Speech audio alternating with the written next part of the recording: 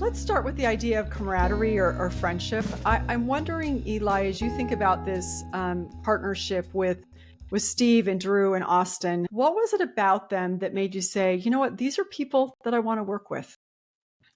Well, I think it started just when got to meet him through Barbecue Guys, and I was an investor and was doing some commercials and a brand ambassador for them, and I just retired from football and asked if I could learn a little bit about the business side of things, and I thought Barbecue Guys was a great place to start. I'd met Drew and Steve and Austin from the BVG team, and seemed nice, and I asked if I could just sit on some calls, and it grew from there. Sat on other calls about other companies they were interested in and looking at. And I think the number one thing that made me want to, partner with these guys is that after each call, we always had like a little debriefing where they wanted to teach me about business and about private equity and ask my thoughts and my opinions. And it wasn't going to be some sort of, team where I was just going to be used or just a name. They, were wanting to help me learn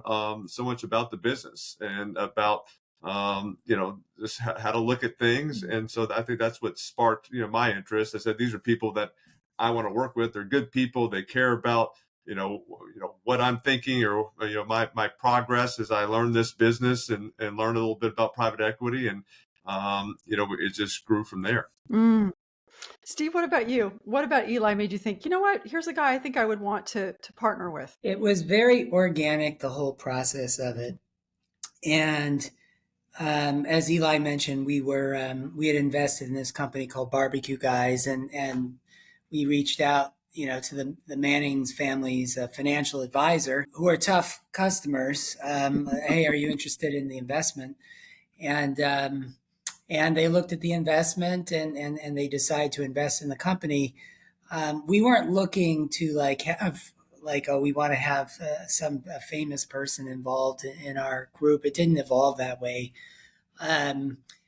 After Eli invested in Barbecue Guys, as he mentioned, he wanted to participate on calls and learn. And at first it was Barbecue Guys related stuff, but then he was sitting on calls that didn't have anything to do with Barbecue Guys. And, we, on our side, we felt that, Eli is doing all these things and he's participating. Maybe he should be part of our group and just join our group. And the reason why we felt good about that is because Eli is the same person in private that he is in public. And people always wonder what it's going to be like.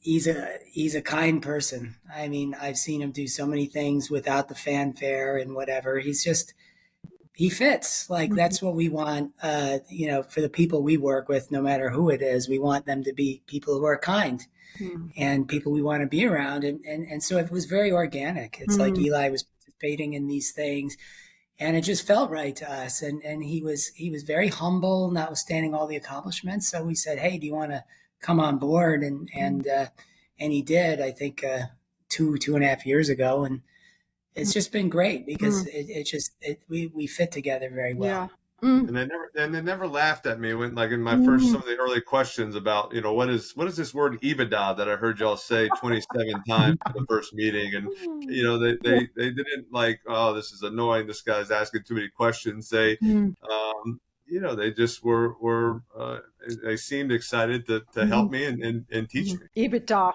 such a great word, right? But you have to know what it means. Which for everybody, Steve, why don't you just say it out loud for everybody who's listening who doesn't know what EBITDA is, or we can quiz Eli, but one of you, what is EBITDA? Earnings before interest, taxes, depreciation, and amortization. It's supposed to represent a version of what cash flow is of a business, because you're supposed to value a business off of all the future cash flows of a company. And EBITDA is sort of a surrogate for that, as opposed to net income, which has some other things going on with it. So EBITDA is sort of the most used term in private equity. Yeah. And it's fun to say cash flow, but I think it's definitely more fun to say EBITDA. So we'll go with EBITDA.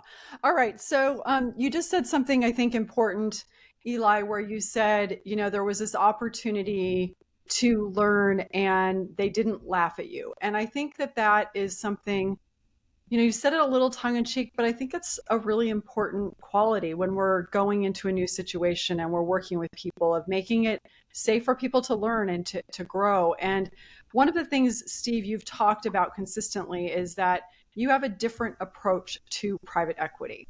And so tell us what sets you apart. How is your approach different? I think I've been doing private equity for a long time, over 20 years. And, there are a lot of things that are different about our firm.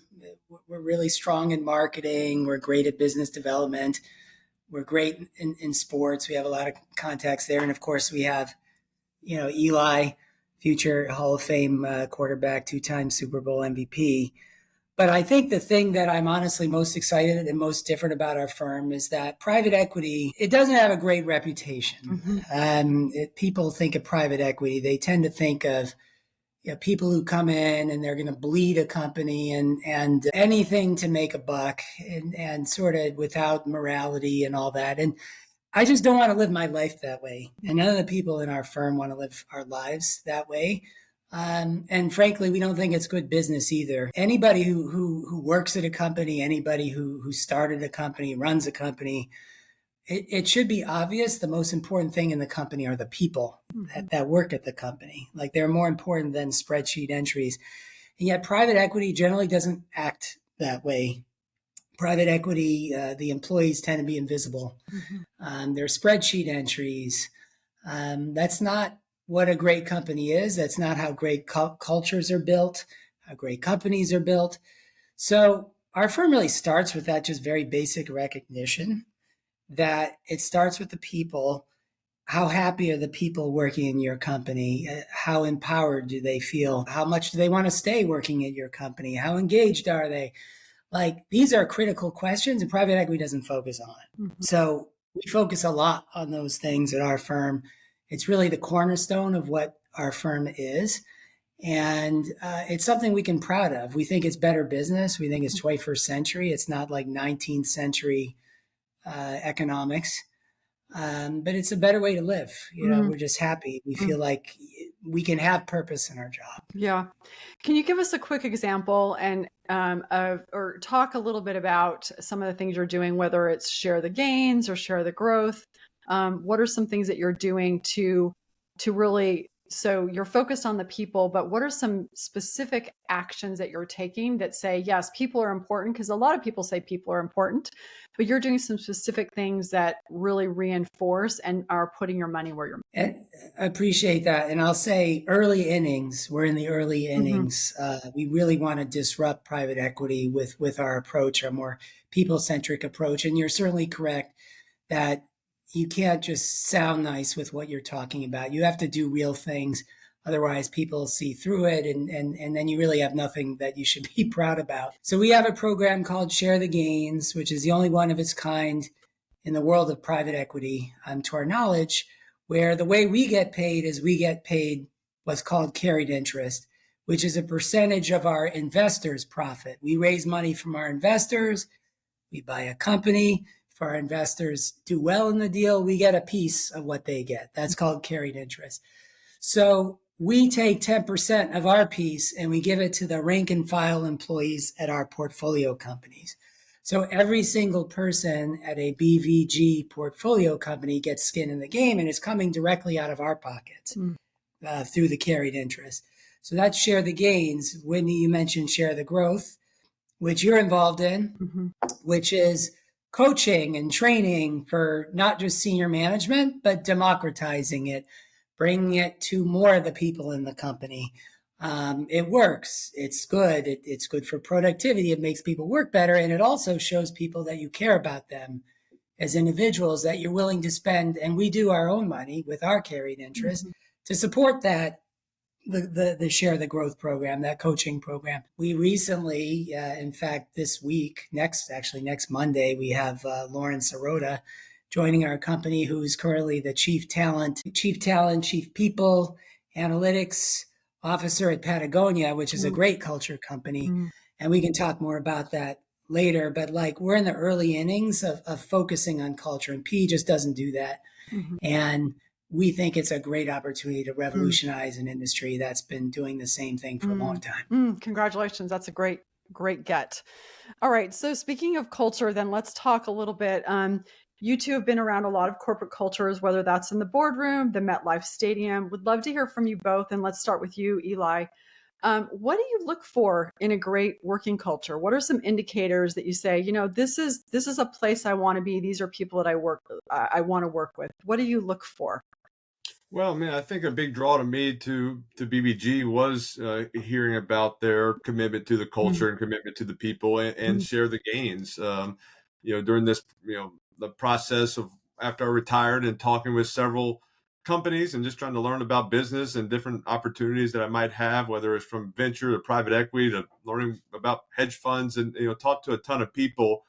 And I guess I just never really asked about the employees of the companies that you're buying and how they're rewarded or taken care of. I think I assumed they kind of, if you sold the company or the company was doing well, that the employees did well as also, and kind of learned that wasn't the case. And when I learned about Share the Gains in BVG and what they were doing, and their commitment to the employees and caring about the culture and caring about the people, it really drew me more to them, just because that's how a team works. When a team or an NFL team wins a championship, it's not just the players that win the Super Bowl ring. It's people in the film room, in the training room, in the equipment room. All the workers get to say, wow, "Hey, we're champions. Here's proof. They get the ring." And so that just made sense to me. That's if some of us do well, or this team does well, or this business does well, everyone should be rewarded. That means everybody's working towards a common goal, and I think that's important. When everybody kind of has skin in the game and working towards being the best or reaching a certain level, then that makes everybody work harder, makes everybody maybe not care about who's getting the credit, as long as we're getting to where we need to be. And I think that's so important. I think the communication, that's kind of what we have as a group, is so important. Everybody understanding the expectations, being willing to, if something's uncomfortable, be willing to talk about it, but communicating well and understanding what we need to do and what everybody's responsibilities are. Yeah. Oh, I love that. And that ethos of the team, of everybody on the team wins. It's not just the players on the field. And so you're seeing what the ethos that was so important to you within the Giants, seeing that at BVG, that was an indicator for you that everybody's part of the team. And then the communication piece. Steve, you've mentioned this briefly, or you alluded to it. Is there anything that you would add to the culture of, like, because you've been in a lot of cultures, or anything else that you look for as an indicator? I think you want to see how happy are people on the team that may be more junior on the team in experience. Like, do they feel like they are just taking orders, or do they have a seat at the table? And nobody's perfect. And like, when you're in a hurry or whatever, you just want to kind of just answer a question and just say, this is what it is, and move on. But like, that's not good for a culture. So I think when you have a culture where, people, no matter who it is on the team, can feel like they can speak their mind, whether or not somebody agrees with them or not, but they feel like they can speak their mind, and that they're rewarded for it, for speaking their mind, not being punished for it effectively. I think that's pretty critical. People have to feel safe in their work environment. And I think that's not always the case. Yeah. Yeah, I've been thinking about that recently, is this idea of, does someone have the courage to challenge an idea and say, I disagree? But then there's another piece of courage, which in many instances is even bigger, which is, do you have the courage to be challenged, right? So the junior people say, hey, this doesn't quite make sense. Do the people that are more senior with that asymmetry of power, are they comfortable and willing to be challenged by someone who's very junior? Let's talk a little bit about your portfolio. So when you're looking at potential acquisitions, you've got a long list of names, a long list of companies that you could potentially invest in. How do you start cutting names? And then how do you eventually settle on one?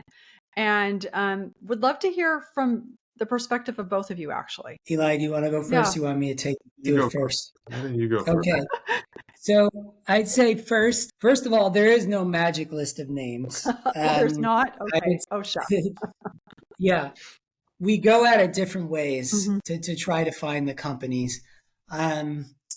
Sometimes we reach out to the companies. Mm-hmm. And in that case, there's a firm that we partner with that will reach out to companies, and they're private, so you may not know everything about them.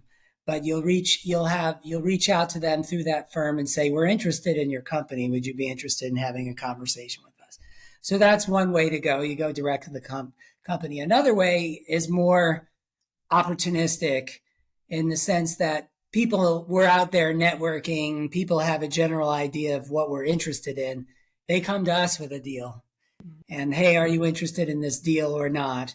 And there are people out there whose job it is to sell companies, investment bankers. And so they'll come to us with a deal. And so we'll look at that deal and decide whether or not it's something of interest to us. So some of it is us being proactive and reaching out along the lines of what you're saying with the list of the companies or whatever.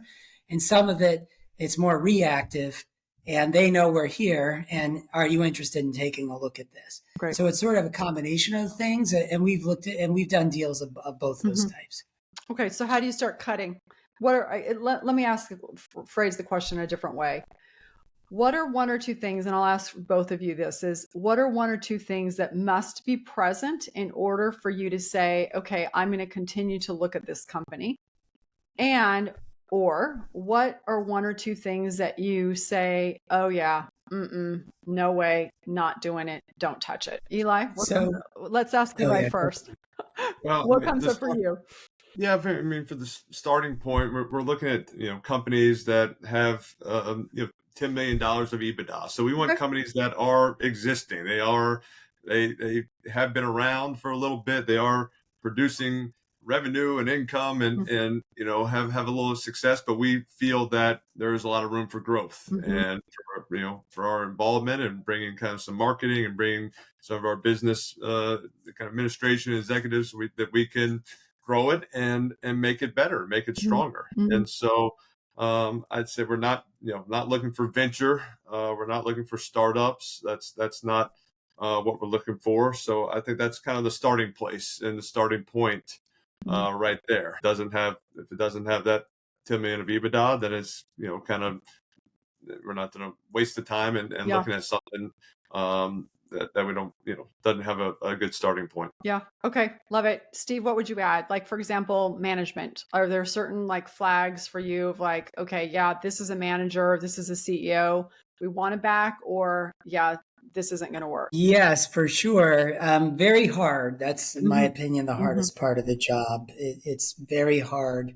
Unless you've worked with someone in that exact situation, you don't always know how it's going to go. And I think that's the hardest part of the job, actually. So we can try to assess it, but we can most certainly be wrong on that. I'd say another criteria that we'll look at, you could call it defensibility, you could call it a moat, you could call it differentiation. But the idea is what is the advantage of this business versus all the other businesses out there? What differentiates it from all the competition? Are they only competing based off of price? Is there something special about the business? So we'll put a lot of effort into that, trying to figure out, is this a business that has some protection to it? Is there something special about his business model? And when you combine that with good management plus the right size and in the right industry, because we like consumer-oriented companies, that just happens to be what we know and invest in. We also like sports related businesses. So that's what we know. So that's what we invest in. If you put those all together, and if you feel like the company has some growth, it doesn't need to be hyper growth, but there's some growth there. And to Eli's point, can we add more to it? Can we supercharge it in some way with the resources we have? If you put all that together, and if the price is right, because you can have everything lined up, if the price isn't right, it doesn't matter. And then, something we're very excited about. Yeah, love it. Okay. All right. So Eli, question for you. So you mentioned earlier, and actually both of you mentioned this, that when you first, there was the barbecue guys, you were involved in that and you started asking questions and a lot of people in that situation would have said, just been quiet and Googled it later. Like a lot of people would have done that. And yet you asked those questions. And just wondering, where do you think your unabashed curiosity streak comes from? So we're asking you to maybe go back a few years, but like, where does that curiosity come from for you? Well, I think there was a combination. There was definitely some things I Googled as well, Okay, and both was and. scared to even ask what some of these things were. And then there were some that, Mhm, um, it just felt, I guess just felt that comfortable enough with these mhm, guys that I could ask, mhm, and just they had no expectations. I wasn't trained in private equity.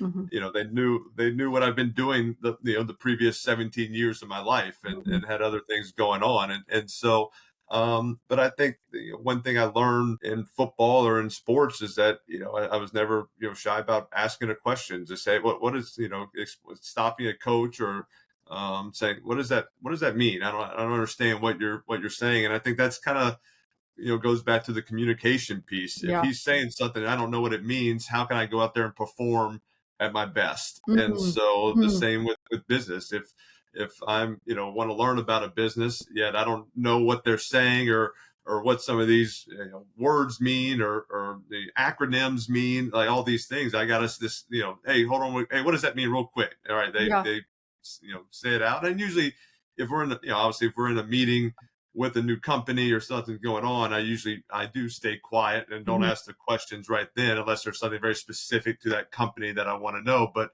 if there's a word or a phrase that I'm not familiar with, or if they say something I don't understand, hey, write it down, take some notes, and that's kind of yeah. where a lot of times I'll hop on a phone call with Steve right after and just say, hey, you got 5 minutes. I got three questions. I just Mhm, didn't know what that meant in the meeting, and it's fresh in the mind. I want to make sure I kind of am squared away there. And he takes the time to kind of talk through that and answer it. And yeah. and so I think that's kind of the only way to learn for me. I can is to sit in these meetings. Every Mhm, meeting I'm in, I learn something, and that's mhm, kind of what I'm learning, what I need to know, and what I want to know, and then I can go research it and look at it up also, and mhm, read books to learn a little bit, but kind of hearing firsthand and hearing someone explain it where. mhm, As he's explaining, I can ask more questions to gain that knowledge is mm, so important to me. mm. What's so interesting about that is if you look at like learning theory, so often when people are doing something new, and we'll talk about the S curve in just a minute, at that launch point of not knowing, there's this performative piece that comes in of people having to prove that they know what they're doing, and then they get out of that learning piece because it becomes about their identity. And what I hear you saying, Eli, is that you over the years had put in those reps of, okay, I don't understand, coach, what you mean. Can you explain this to me? And you just had that pattern of asking that question, getting the answer. So then bringing it to private equity, it was just a very, very well developed muscle of, this doesn't make it sense. Can you explain it? And you didn't need to go to performance. You were in learning mode. Yeah, exactly. And Mm, and you know, and I've been on the other side of it. I've heard mhm. like the coach explaining something to me. Now as a quarterback, you go explain it to receivers, and you're in a meeting Yeah. with receivers, and you're explaining concepts and what you think they should do, or talking about a certain coverage or a technique. And I always like want to say, hey, stop me at any point and ask Mhm. questions, because if I'm talking up here and you don't understand what I'm saying, again, you're not going to go perform it on the field, and then I'm looking bad, we're looking bad. So I'm all for answering questions, stopping. We can Right. get off what we're talking about, get off subject, and truly understand the inner meaning of what we're trying to do. And it just helps. It's going to help everybody in the long run perform better and get a better Mm. outcome. Yeah, great. And Steve, it's interesting. A curiosity that's coming up for me as I'm hearing the back and forth between the two of you is, I have a wondering if in this process, because so often, you've been in this business for a long time, and most of the people you're interacting with within the company already know something about private equity. And so I wonder if for you, this experience of getting to mentor Eli in learning something completely new for him, has it helped you understand your craft even better. 100%, yes. I enjoy doing it to share what I know, but also for that reason you say. I mean, you sometimes have you have some idea in your head that's been there so long that you just don't challenge it at all. Mhm. It's like when you think of some things when you were a kid, and if you haven't thought about it since when you were a kid, you may believe something that's ridiculous, but you just haven't thought about it for so long that you never challenged it. So when you get that challenge, it makes you think of different things, and it's hard to not be rigid. Mm. And it is not good to be rigid, and it's something to work against. So like if you're talking with people about things that you, even if you think you know them very well, like just to listen, like you will learn something and figure Mm. out something that you didn't know or that you were wrong about. So it's an opportunity to improve yourself for Yeah. sure. Yeah. Interesting. Okay. Steve, I have another question for you. So you won the 1988 New York State Chess Championship. Now we're So, talking. Now we're getting to the good. Yeah, yeah, it's so right up there. Two Super Bowl I love it. MVPs. So, what do you bring from that into investing? Interesting. Chess is a game of strategy. Mhm. Now, I only played it during high school. I did not play before, and I really didn't play after. Mhm. It was just what I loved to do during high school. But the game fit my tendencies well. Yep. Like it's definitely a game of strategy. It's competitive. I know it's not a sport. I won't pretend that it is a sport. The Like mental sport, um, Steve, the mental it's sport. yes, it's a game. It's a Uh-huh. game, but the strategy, it literally, it's your mind against the other person's mind, and you have to think ahead. Like Mhm. you can't, like if you're playing a good game, you're not thinking about what the person is doing for their next move. You're thinking ahead what's they're going to be doing 4 moves from Mm. now, and you're thinking through the permutations. And the reality is like it's not just trying to figure out what happens with an investment, but a lot of this job, you're dealing with people all the time. You're dealing with management team, you're dealing with sellers of a business, the people you work with. It's all psychology. It's all about understanding, if I do this, what is going to be their response? Mm. And trying to play that out in your mind and figure out which is the best way to go. So to me, there is a lot of applicability. The competition's intense as well, so Mhm. I enjoyed it a lot. So you like the competition, you like the game, and then the muscle that you built was being able to continually say, if this, then that, if this, then that, and you've got a lot of practice doing that. That's Uh, right. so Yes. good. All right, let's talk about the S curve. And part of the S curve as a model for what growth looks and feels like, it's knowing when it's time to do something new.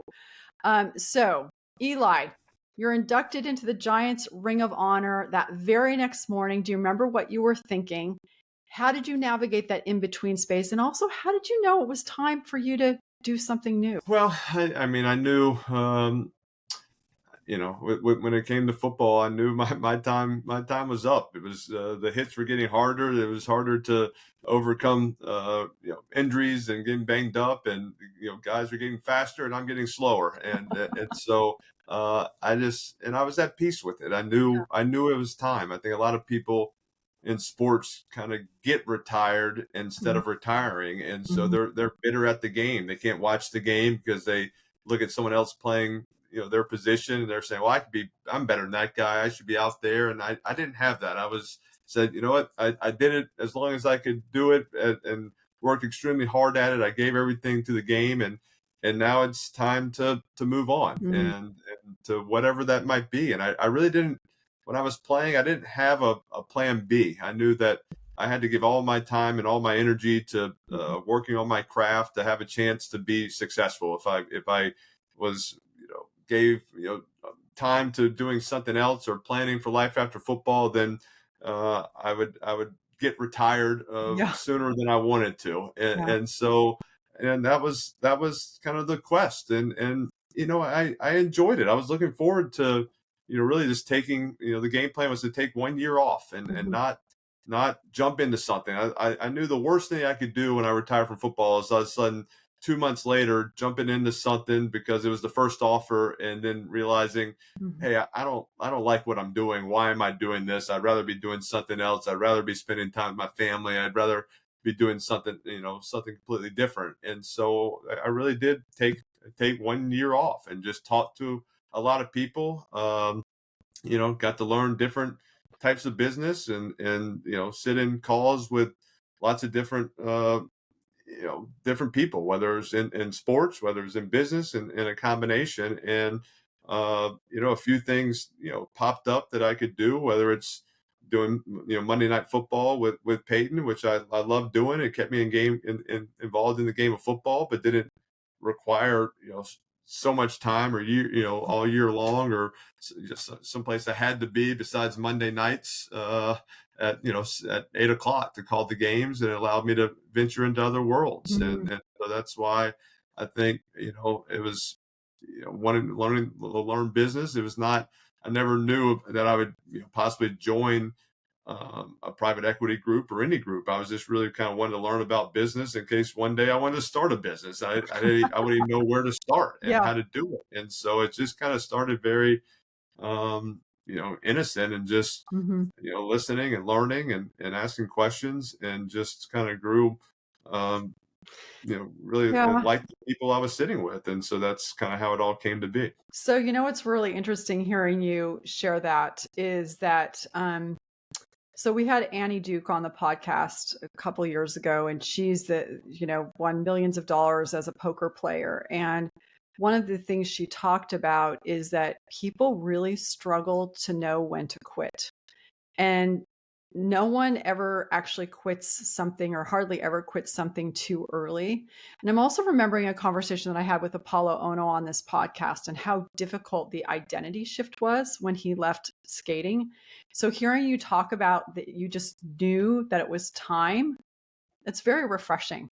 And then also you really trusted that you would go up until it was time, and then you would stop, and then you would figure out what you were going to do next, and you would just figure it out. I think that's really interesting and useful and unusual. So, Steve, question for you. How did you know when it's time to stop being a lawyer? I probably knew after doing it for about a week, Yeah. but it took me about 6 years to get past it. I didn't have passion for it. Mm. And like, you spend too much of your time working to not enjoy what you do. You can't just work to make the money. Mm-hmm. And it was a big change. And a lot of people said, oh, you can't, lawyer, what do you know about business? You can't switch out of law and Mm-hmm. go do an investment job. But that's where my passion was. I got it from my dad. He was a doctor, but he was always very interested in investing. And first investment book I ever read, I took off of his desk, One Up on Wall Street by Oh, Peter Lynch. great book. And Great book. Love that book. yeah, it is, right? So It good. is. It's a Yeah. great book. Yeah. And I was like, now this is interesting. Mm-hmm. And so I just got a passion for it. And I moved around to a law firm where I thought I'd have a good shot to get a job in private equity. And it ended up working out. And very grateful that it did. So good. All right. Speaking about passion, Eli, can we talk about Chad Powers for just a minute? How did you come up with this idea? I mean, it's just so charming and so delightful. Tell us how this all happened. Well, I had a show on ESPN called Eli's Places, which is going around college towns and doing a history of college football. And during some of the research for different ideas, we discovered that Penn State still has 2 open tryout days for students to try out to be a walk-on. They actually call them run-ons at Penn State, but to be, in most colleges called, walk-on, you're not a scholarship. And when we heard about that idea, or that concept going on, I said it'd be pretty cool if I could go undercover and try out to be a walk-on. And so we reached out to Coach Franklin there, the head coach at Penn State, and he was excited about it. He was excited about the idea. I think for him, it was more like he wanted to prank his coaches. He didn't tell any of the other coaches, and I think he wanted to see whether his coaches could spot a former kind of NFL player, a Yeah. guy that throws it well and might spark the interest. And so that was the idea, and went full, 2 hours of makeup. Was actually on a call with Steve and Austin and Drew and the BVG team as I was going through the makeup Mhm. process. Mhm. And it wasn't on video, it was just on call. And I remember telling them, I was like, guys, like, I'll show you a picture about what's going on later. I'll explain things later, but I'm on this call. I promise you I'm on, but I'm not allowed to talk for the next hour, but I'm here. And like a few times they kind of would ask questions to me or say something, and I couldn't say anything. They're like, Mhm. "Oh yeah, you can't talk." Like, what Mhm. is it's kind of weird. It's kind of strange. And then afterwards, send them a picture of what I had become. I didn't really quite know what I was going to look like. And they, I think, had even more questions about what I was doing and what was going on. Anyway, it just kind of went into it not really knowing what to say or what to do or how I was going to look or if people were going to recognize me, and then just started kind of making up the life story of Chad Powers. And I was homeschooled by my mom, and she was my football coach and throwing routes to these guys. And I got into it. I got competitive. I knew these guys were trying to make the team. I wanted to help them make the team. If I could throw a post route to a receiver and he could beat the corner and sparked interest in the coaches and help them be a walk on, that would be pretty awesome. So I was working hard.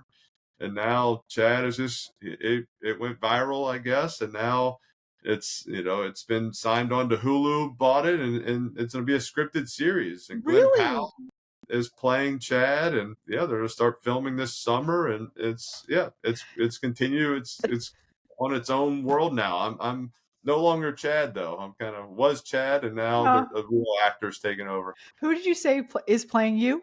Playing Glenn Chad? Powell. Glenn Okay. Powell. So Okay. he was in Maverick. He was Hangman in Yeah. Maverick. He was just in the Anyone But You with Sydney Sweeney. So he's good looking. So I guess that's why they probably picked. Because he's good looking, of course. So, what was the most? I mean, it was just delightful, and I think apart from the sort of the whole premise of it, it was so fun to hear you making these jokes. That it sounds like did you script those, or were they just coming out of your mouth?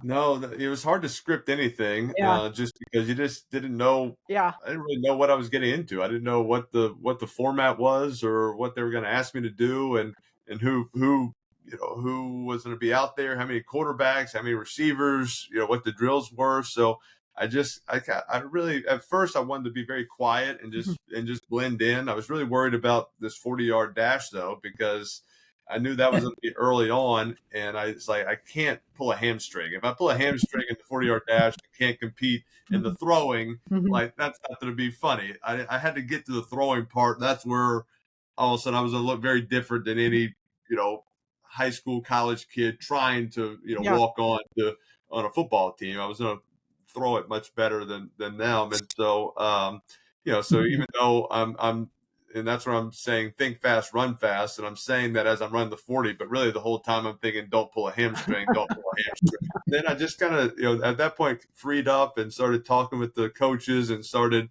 we're throwing routes to the receivers. And I was like, hey, coach, I'm going to read this like seam sluggo. I'm going to three pump. I'm going to move the corner. I'm going to get the safety to go left. I'm going to look at the seam. I'm going to go out to the comeback. All right. Hey, receivers, get 16 yards on this. Don't go 14. Make sure you get your 16. And he's just like, all right, Chad, it's your world. Like, whatever, let's go see it. And just kind of took over and started So using fun. some NFL lingo. And all of a sudden that got the coaches saying, like, Who is it? who is this guy? Like, what's going on? Where are you from? Where are you raised? And that's where I just started making up, more stories and just kind of getting caught up in the lives.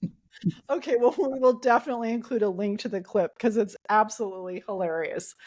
Okay, as we start to wrap up the conversation, let me ask you, Steve, this question, and then Eli, if you want to chime in, would love to hear your thoughts. Is when you think about 10, 20 years from now, how will you, Steve, know that BVG has succeeded? That's a hard question.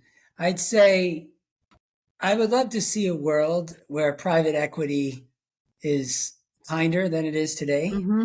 and that the employees, that it's very clear and recognize that, of course, you start off with, what are the relations with the employees? What's their engagement level? Like that becomes the norm for private equity. Mm-hmm. Like I think that as a firm is our most sacred idea. So if we were like wildly successful, we could show that there's a better way to do private equity. And if it works, then people will copy it. And that's quite all right. It would be better if it were that way. So I would say we've gotten to the point where we have our processes down and we're doing it great, and that it's served as a model for others to do the same thing or improve upon or whatever. But like the center of it is the people instead of the spreadsheet. Yeah, one of the things I hear you saying is that you want to be wildly successful, but one of the reasons that you want, because you're a business, so you're in business to do business, but it won't have felt like a success if the people that were involved in this weren't able to grow and weren't treated with dignity and humanity. Yeah, I How would you agree with adjust that? How would you adjust what I said, my playback to you? I think that makes a lot of sense to me. I would love it that my kids would be proud of what I did, and that I felt like even in a finance job, which some people may think could be private equity is immoral, or at the very least it's amoral. You know what? We did it and we were moral. We made the world better, not just a good business. That would be a great legacy. So yeah, that's something to aspire to. Yeah, So good. it's like our style of private equity is copied. We hope it's copied. I think that's kind of the greatest form of a compliment is someone else doing it because it's successful and it's the right thing to do and it's a better way of doing it. So good. All right. So before I go to my last two questions, is there any question that either of you want me to ask that I haven't asked? I don't have any. Steve? I can't think of any. Okay. We've covered the waterfront, I think. Okay. Yeah. So one of the questions that I pretty much always ask is, what's been useful to you in this conversation? So it won't, and Steve, you're really used to this. It won't be something that, it may be something that someone said, but it's probably just a thought that you had or an idea that you had or an aha that you had in the course of the three of us conversing. Eli, I'll go to you and then I'll go to Steve. I think just for me, every time I hear Steve talk about private equity, I learned something. Him talking about kind of the moat, and we're looking at companies what's their differentiator? What is their reason that they're going to be successful and continue to be successful? What's their defense that, against going bad? So I think, those things are, just kind of, little remarks that I hear that I continue to learn even about what we're looking for exactly from a company, because he's usually, looking at a bunch more companies I ever look to that never even get to me, because he's kind of, doing the first looks and understanding, see where they are and see if they even make sense to bring in the rest of the team to analyze. And so it was just always interesting just to hear him talk about that and some of the decisions he makes right off the get-go, whether, we want to even take any time to pursue this at all. Okay. Reinforcing the learnings. Okay. Love it. Steve, what about you? What's been useful for you? I think just hearing all the questions and the answers, from Eli, it's very humbling because I just hear a lot of authenticity.